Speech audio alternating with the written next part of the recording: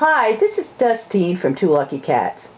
I've designed a tassel pendant, and I've made the pendant from ribbon that I've hand dyed, and I also use thread that I've hand dyed. If you'd like to make this pendant with the same type of material, we do have kits available on our Etsy site, where you can find it either by going directly to Etsy, it's Two Lucky Cats, or you can find it through our website. We have a link to our Etsy site.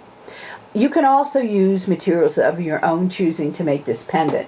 If you go to our website, you can find the information sheet for this video, and it lists all the tools and materials that you'll need, and it also contains a pattern. So, if you have everything ready, let's get started, and I'll show you how to make the tassel pendant. Now, I'm going to demonstrate for you the steps that you need to do in order to make the tassel pendant here. I've made another video on how to make the tassel, so you may want to look at that and complete the tassel so you can use it in making your pendant. Now, the next step will be to make the medallion here. So what you need to do is start by sewing the leaves onto the medallion. And in the information sheet that goes with the video, I did make a design where you can see how the stitches were made. So what I did is, now you have a choice whether or not you want to bead, but if you do want to bead, you just need to bead about a ½ inch down, because that's all you're going to be able to see anyway. So start with a bead, a running stitch, a bead, a running stitch, a bead, and then just keep on going with a running stitch until you get about a ½ inch away from the other end, and then start beading again. And do the same thing along here. If you're like me, you might want to draw a line with a disappearing marker so your line of sewing goes straight. Then you want to put your next layer of leaves on and do the very same thing with the second layer of leaves. When you're done with that, you're going to start stitching your petals. And you're not going to stitch your petals down like you did the leaves, but these stitches are purely decorative. So again, you can use your disappearing marker and just create a line, bead maybe again for about a ½ inch, and then just do the running stitch until you come about a ½ inch from the end, and then put more beads in. Do the same thing both ways. But when you do your final petals here, like this finished medallion, you want to bead almost all the way across. You want to do about 3 running stitches here in the middle, because you're going to bead here in the center to hold the petals down. So I just beaded, and again, there's a pattern on the information sheet of how I beaded, you know, over here, and then I just drew 2 other decorative lines, and you can either bead it or just do it with a different colored thread. Now, when you've done beading the petals, you want to put it in the center of your medallion. Now, the way that it's going to be held down is you're going to come up from the bottom here,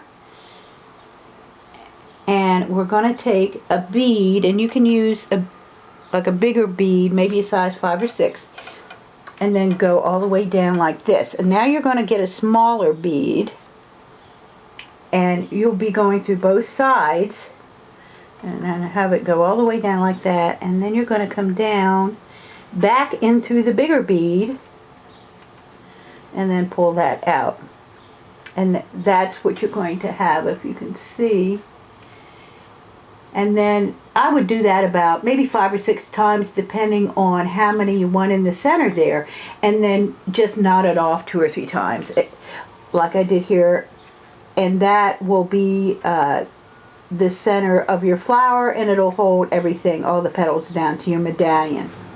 And that'll finish the first part here, complete the medallion, and we'll move on to the second steps. Alright, now the next step to making the pendant is to attach the tassel to the medallion. And I would attach it to the other side of the medallion that you've attached all the petals and the leaves to. So what you want to do is put the bead on your tassel here, and then pin this long string that is attached to the tassel. Pin it here in about 2 different places. And what you're going to do is to tack it down with a stitch in 3 different places the same way. So just go underneath and go over and do this about, I don't know, 5 or 6 times, and then when you get close 5 or 6 times, then just knot it off a few times. And do that here toward the end, in the middle, and then up here close to the other side. And then when you're done with your stitching, you can just trim this off so you can't see it here beyond the end of the medallion. So that's the second step. These are the final steps you need to complete the tassel pendant. You want to take the other felt medallion and put it over the back side of the medallion, and you're going to stitch the 2 pieces together using the overcast stitch. And I just left this tail on here to show you. This will be the center where you're going to have a bead, and this bead will be so you can put the jump ring through it. So I used, and you'll attach the ribbon to that, so I used size 6 seed beads. Now you might want to just make sure that the bead that you use, the hole in the bead will be big enough for the jump ring to fit through. And in this case, the bead that I used, I had no problem getting it through. So I just started maybe a bead away from the center bead, and I started with a bead, then I put about 3 stitches, and then put a bead very close to the 3rd stitch, and then I just beaded all the way around. When I got here, I just treated this like a bead, but I skipped over it and then put a bead on the other side, and continued on until I got up here to the top, and I knotted off the stitches 2 or 3 times.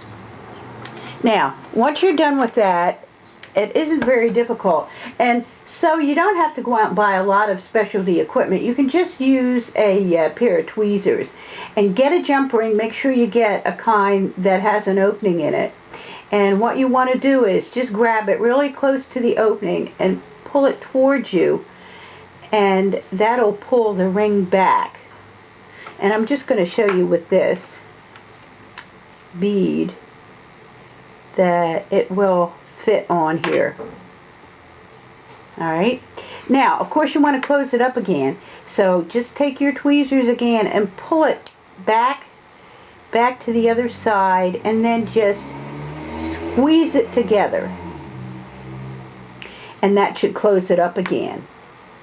Now when you have this on here, what I did is took 2 pieces of 24-inch quarter or an 1/8 of an inch wide grosgrain ribbon that I had hand dyed, and I just folded it in half, and I tied it in 2 places onto the jump ring, one on one side and one on the other side. You can do that, or if you want, you can just take both pieces and just put it through the center, so you don't have to knot it, and then just knot it on the other end. And I did this on one jump ring. And then again, before I knotted it on the second jump ring, I added one of these lobster claw closures. And all you have to do is open up the jump ring like I showed you, and there's a little hole here, and you just thread it over the jump ring and close it like I showed you, and then tie the ribbon on the second with a knot. Tie it really tight, and then just cut off the ribbon, and you're done. Then you can wear it out and have everybody tell you what a beautiful tassel pendant you have. I hope you enjoyed making the pendant, and I hope you enjoy wearing it also. Go to our website and check out all the other projects that we have for you to make. Like us on Facebook so you can keep up with all the different projects and ideas we're adding all the time. We'd love to hear from you. Come back and see us often. Until next time, this is Dustine from 2LuckyCats.com.